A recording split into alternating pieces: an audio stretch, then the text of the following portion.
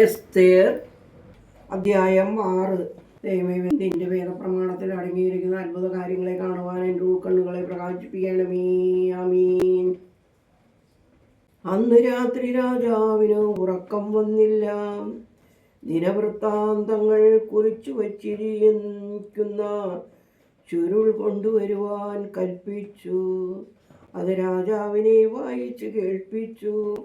വാതിൽക്കാവൽക്കാരായ രാജാവിൻ്റെ ഷണ്ടന്മാരിൽ വിഗദ്ധാൻ, തേരേഷ് എന്നീ 2 പേർ അഹശ്വേരോശ് രാജാവിനെ കയ്യേറ്റം ചെയ്യുവാൻ ശ്രമിച്ചിരുന്ന കാര്യം മൊർദെഖായി മുന്നറിയിപ്പ് കൊടുത്ത വിവരം അതിലെഴുതിയിരിക്കുന്നത് കണ്ടു. ഇതിന് പ്രതിഫലമായി മൊർദെഖായിക്ക് എന്ത് ബഹുമാനവും പദവിയും കൊടുത്തു എന്ന് രാജാവ് ചോദിച്ചു. ഒന്നും കൊടുത്തിട്ടില്ല എന്ന് സേവകർ പറഞ്ഞു. പ്രാകാരത്തിൽ ആരുണ്ട് എന്ന് രാജാവ് ചോദിച്ചു. എന്നാൽ ഹാമാൻ മൊർദെഖായിക്ക് വേണ്ടി താൻ ഉണ്ടാക്കിയ കഴിവിന്മേൽ അവനെ തൂക്കിക്കളയുവാൻ രാജാവിനോട് അപേക്ഷിപ്പാൻ രാജഗൃഹത്തിന് പുറത്തെ പ്രാകാരത്തിൽ വന്ന് നിൽക്കുന്നുണ്ടായിരുന്നു. രാജാവിൻ്റെ ഭൃത്യന്മാർ അവനോട്, ഹാമാൻ പ്രാകാരത്തിൽ നിൽക്കുന്നുണ്ടെന്ന് പറഞ്ഞു. അവനകത്ത് വരട്ടെ എന്ന് രാജാവ് കൽപ്പിച്ചു.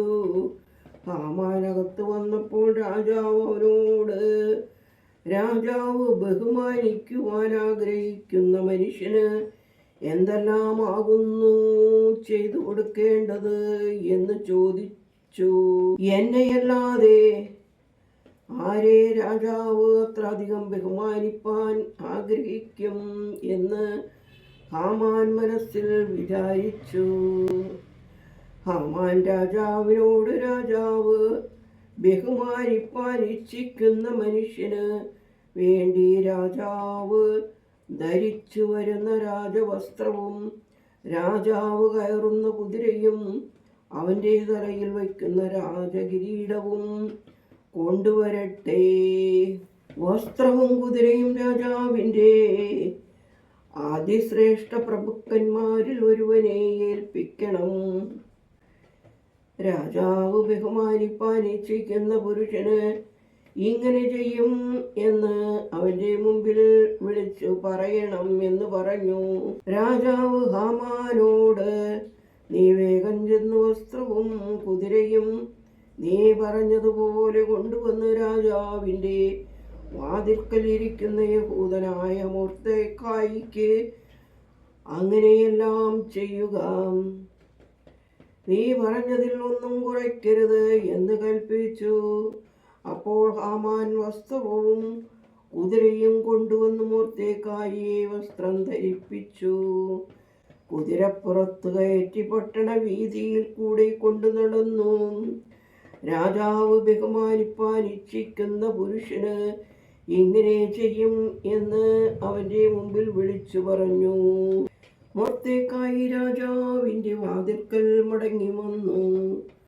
ഹാമാനോ ദുഃഖിതനായി തലമുടി കൊണ്ട് വേഗം വീട്ടിലേക്ക് പോയി.